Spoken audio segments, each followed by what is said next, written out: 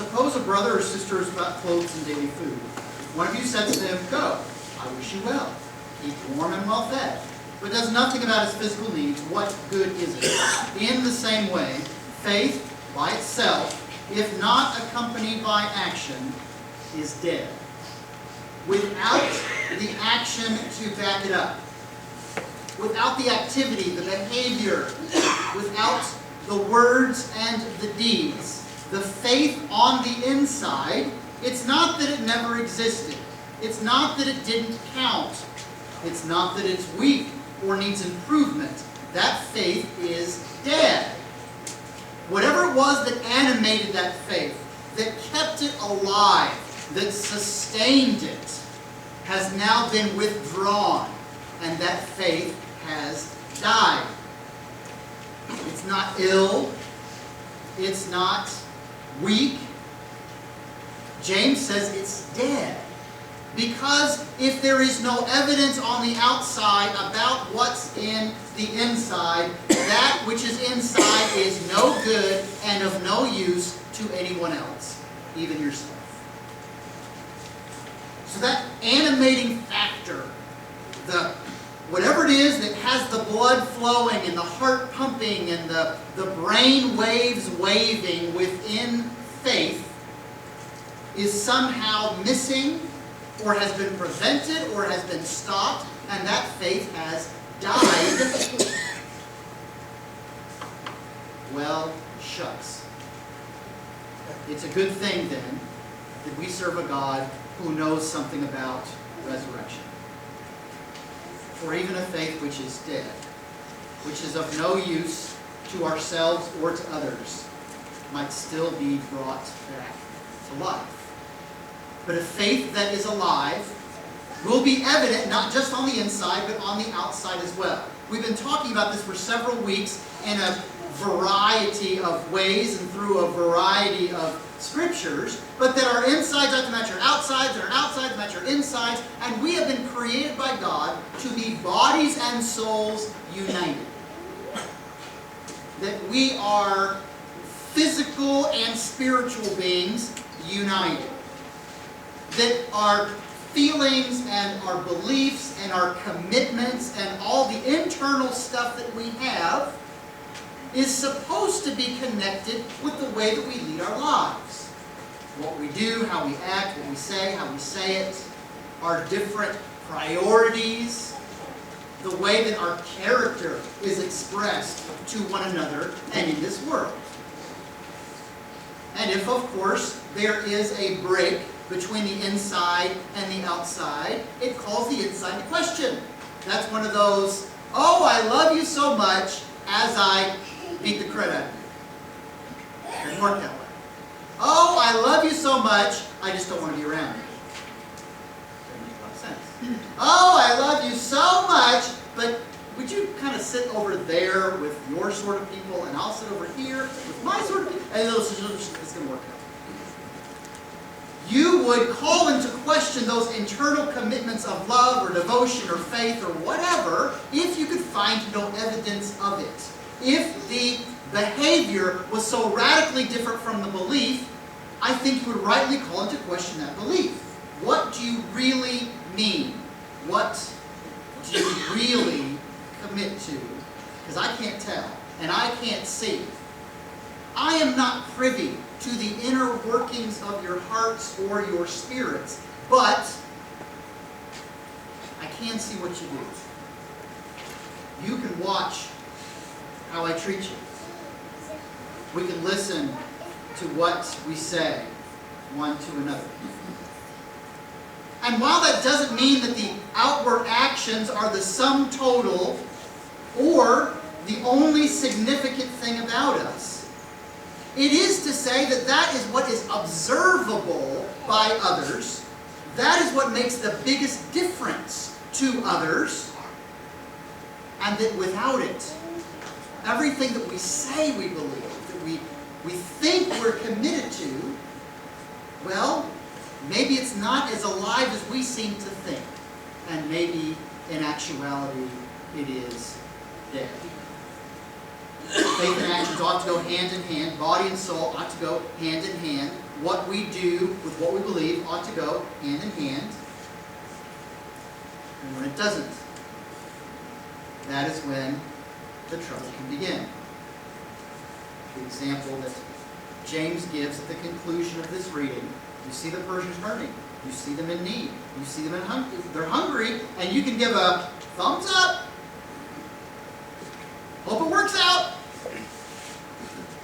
Hope you find that next meal. Good luck to you, buddy. I'm pulling for you, but do nothing about it. Then that disconnect from the inside to the out, what you say you believe and how you are choosing to lead your life, must in fact call into question those same commitments that you say are in the inside. You're like, I keep it in a secret place. And deep down inside, shh, I really like you a lot. Except, of course, no one can tell. No one can tell. And not only is that person missing out on the blessings or the provision or the care that they need, you yourself carry around a dead body of faith deep inside of you. It's not something living. It's something that is stone cold and gone, and may actually indeed begin to rot. Well, this might seem like an unusual collection of readings that we have. And when that happens, when there's not an obvious connection, faith and works and random proverbs and a story about Jesus healing someone who cannot hear and cannot speak, one of the things that I suggest that you do is go back to the beginning of the service, because very often there's a clue as to where we're about to go and how these different strings and threads of the Scripture will start to come together. Now, at the very beginning of the service, we came in praising. Okay, so we started a service through offering praise to God, and that seems to be the right way to do it as far as I'm concerned. And then I greeted you with words of praise, and blessed be God, Father, Son, and Holy Spirit. And then I brushed my teeth. You guys know what I'm talking about, so you got to ask the youth group kids, especially Tabitha, is going to start giggling and she won't be able to stop.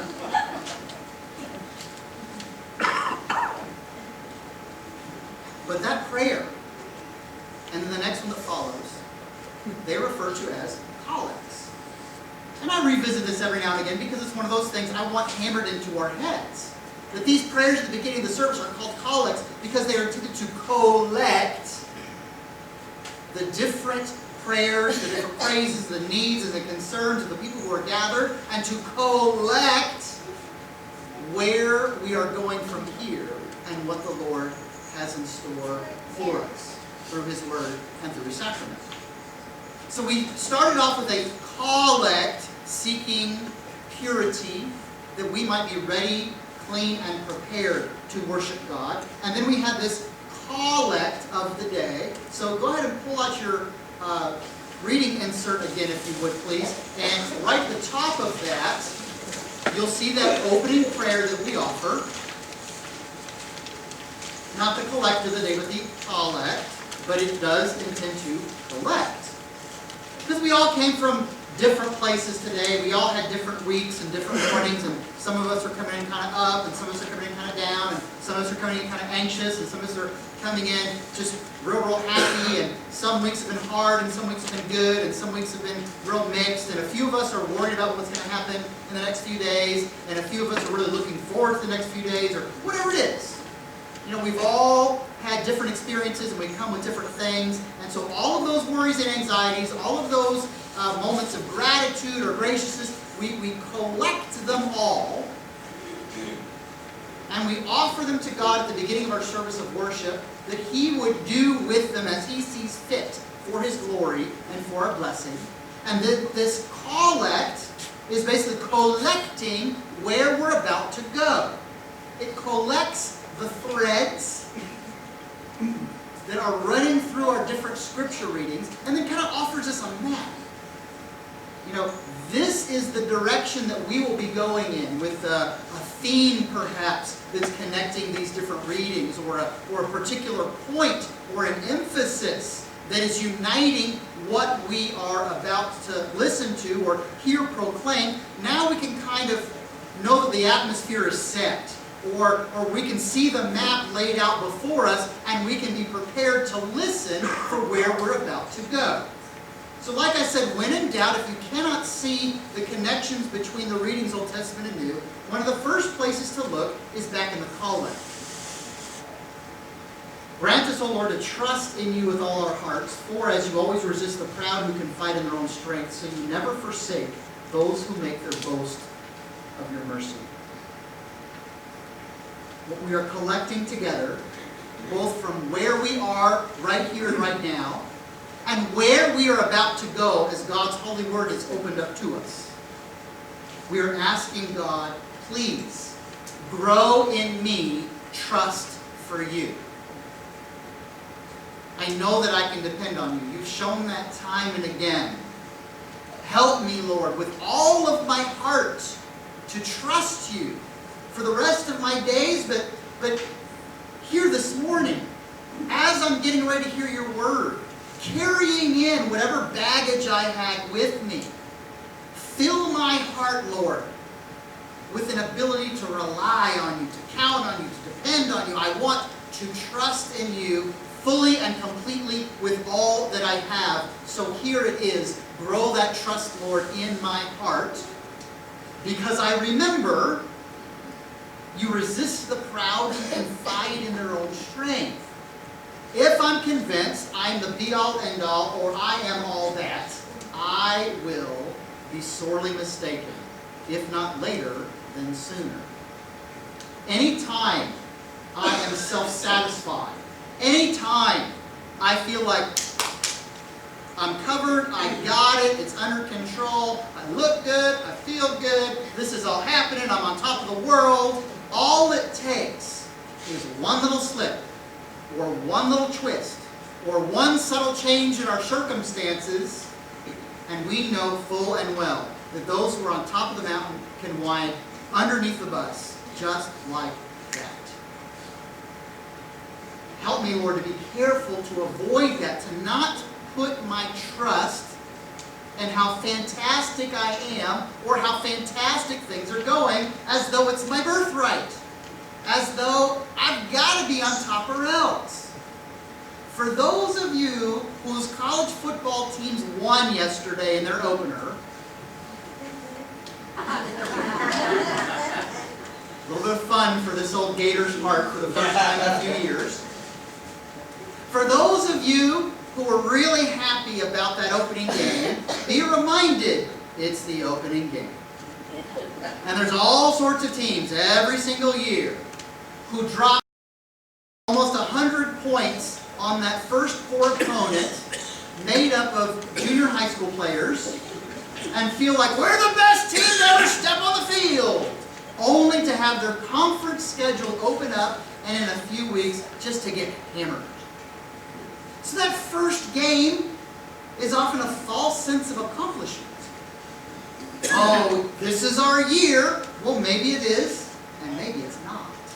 So sometimes you just need to be patient and watch how it all unfolds, because if you start patting yourself on the back that hard, well, as we just said, sometimes all it takes is one little slip or one little twist, your circumstances to change ever so slightly, and those on top of the mountain can be under the bus just like that. So, I don't want to confide in my own success, in my own ability. Not because I'm successful or strong or handsome or tall and blah, blah, blah, blah. Ultimately, it won't be worth it. Where we just hear from Proverbs. Rich and poor have this in common: the Lord is the maker of them all. So God resists the proud, those who confide in their strength. But you never forsake those who make the boast of your mercy. That is where I think these readings are intersecting. A map has now been laid out before us. And now we are walking that path to our destination this morning. It is that key, it is that theme, it is that point, it is where the threads start to come together, and it is quite simply the mercy of God. Now, I will not try to speak of the Greek word for mercy or go over Hebrew roots. I shall use the Latin. The Latin's kind of fun, because there is something about the way the word is constructed. Well, mercy or merciful in Latin, Misericordia. Misericordia. We can see it preserved even in Romance languages, Spanish or Italian or French, whose word for mercy or merciful sounds like that original Latin, Misericordia. Coming from two words, miseri, pity. That feeling of sorrowfulness and sympathy at the plight of others. Someone who is hurting or someone who is needy, and you have a sympathetic response of pity. And cordia, almost sounding like the root for heart or heart-related terms in English, like cardiac, because it means heart. The pity of the heart is mercy. The heart, for the ancient, which was the center of the will and the key to the person. That which made you, you. At the very center of your being, that itness was located within what we refer to as your heart. Like the heart of the matter, the center point of the matter, the heart of the person was kind of their core, central essence, from which your will, your choices flow. So mercy, in this sense, is then the pity at the very core of your being. At the central part of what makes you, you, and where your actions, your decisions, and your will flow from. Where our readings come together is in that concept of mercy. Whether it's the faith and works that ought to be in perfect union, whether it's the collection of Proverbs teaching us practical righteousness, or whether it is Christ, who has people bring to him a friend who cannot hear and cannot speak, who takes him away from the crowd in private, so that he is not a pariah or a freak, who touches him, who heals him, who changes this man's life forever. That at the heart of each of these is mercy, the pity of the heart. God's mercy to us. We who James reminds us ought to bear the consequences of our failure for the entire law. Well, I kept this part of it. Yeah, but this one, you didn't. Well, I have never committed adultery. And yet you have murdered. Yeah, but I mean, not like with a gun or anything. Yes, but didn't Jesus talk about how it happens in your heart first, and in your thoughts, and it happens with hatred, and it happens with, oh boy. Yeah, but the adultery thing, I'm still good on that one. And it kind of doesn't matter. That as we go back to our own righteousness and ability to fulfill the law perfectly, we will all fall short. You don't just have to read it in the book of Romans, it's right there in James. If you seek to judge others and yourself on a standard that you cannot meet, you will suffer the consequences for it. You don't want to be judged by a judge with no mercy. How then can we judge each other like that? Well, the rich man came in, and we're kind of hurting on our budget, so we're going to make nice. Oh, Mr. Rich Man, you come sit up front. And yes, can I get you a free donut and some coffee? And the person who looks like they have nothing, well, those boxes of donuts are $8 a box. And there might be room, but maybe over there. What are we doing, James says, other than applying judgment without mercy? Do you really want that same judgment applied to yourself? Of course we don't. We don't. Except how easy it is to do.